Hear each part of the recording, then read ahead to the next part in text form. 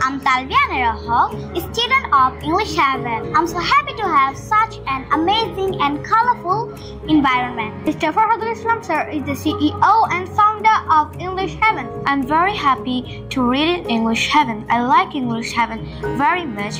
This is a very wonderful place. দেশের মাতৃভাষা বাংলা হলেও এই যুগে এসে ইংরেজি ভাষার প্রচলন সারা বিশ্বের ন্যায় দেশেও সর্বক্ষেত্রে ব্যাপক প্রচলিত। ইংরেজি ভাষায় দক্ষতা এখন শিশু থেকে শুরু করে সব বয়সী মানুষের মাঝে মস্তিষ্কে উৎসাহের প্রতিযোগিতা তৈরি করেছে। ইংরেজি ভাষায় দক্ষতার পরিপূর্ণ রূপ দিতে সোমবার কক্সবাজার শহরের কালো দোকান এলাকায় জমকালো আয়োজনের মধ্য দিয়ে যাত্রা করেছে English haven for smart English নামে একটি প্রতিষ্ঠান। সম্পূর্ণ শীতাতাপ নিয়ন্ত্রিত মনোরম পরিবেশে এমন প্রতিষ্ঠান পেয়ে উচ্ছ্বাসিত অভিভাবকরা। পাশাপাশি সাবলীলভাবে অনর্গল ইংরেজিতে কথোপকথন মুগ্ধ করেছে সকলকে। বাচ্চাকে একদম শুরু থেকে শুরু করে সম্পূর্ণ একদম স্যার নিজের হাতে গড়ে তোলেন, আর স্যার নিজেও স্ট্রাগল করে এত দূর আসছেন। I'm Talviana Rahul, student of English Heaven. I'm so happy to have such an amazing and colorful environment. So gratitude goes to our Mr. Fahad sir. He is really teaching well. যারা একদম zero level থেকে যারা ইংরেজি ABCDও জানেন না, ওই রকম স্টুডেন্টদেরকে নিয়ে স্যার একদম টপ লেভেলে এমনভাবে তৈরি করে যেন তারা ফ্লুয়েন্টলি ইংলিশে কথা বলতে পারে। He teaches us English very carefully. That's why I'm here at English Heaven. So I'm really happy to have such a wonderful institution in our city, Cox's Bazar. Thank you.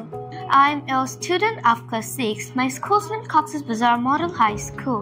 I'm also a student of English Heaven. I'm very happy to read in English Heaven. I like English Heaven very much. উদ্বোধনী অনুষ্ঠানে উপস্থিত ছিলেন tourist police Cox's Bazar রিজিয়নের অতিরিক্ত DIG appeal Mahmud. তিনি জানান, কক্সবাজারের মতো একটি জায়গায় ইংরেজি শিক্ষার ব্যাপক গুরুত্ব রয়েছে। যেহেতু পর্যটন এরিয়া, তাই এখানে দেশি বিদেশি পর্যটকদের সাথে ইংরেজি শিক্ষায় ভাব বিনিময়ের ক্ষেত্রে সহজ হবে।